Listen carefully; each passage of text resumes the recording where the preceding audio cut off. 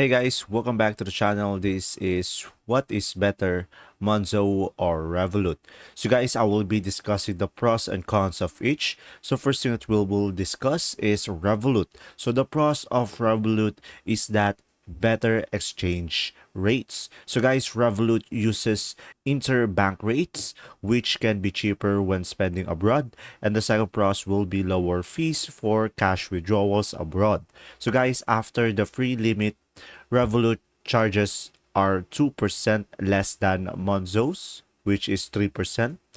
And the next pros will be great for travelers. So this is ideal for frequent international use with its focus on travel perks. And now let's discuss the cons. So first one is that it is not a UK bank. So no FSCS protection. So your money isn't covered like it would be with Monzo. And now the second one is fees for regular users abroad. So the standard or plus users pay 0.5% to 1% for foreign transactions. And the third cons will be multiple account tiers. So there are different features based on their tier, which can be confusing. So now let's move on to the pros of Monzo. So first one is UK Bank with FSCS protection. So your money is protected up to £85,000.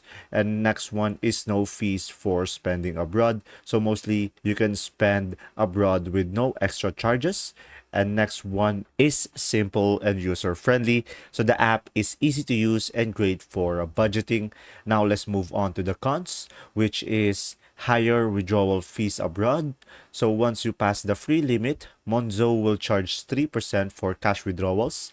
And the next cons will be worse exchange rates. So guys, Monzo uses MasterCard rates, which aren't as good as Revolut's interbank rates. So lastly, fewer premium features. So Monzo's have a paid accounts that don't offer as many extras like Revolut.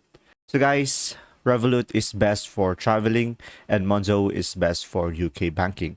There you go. If this video was helpful, please like and subscribe, and thanks for watching.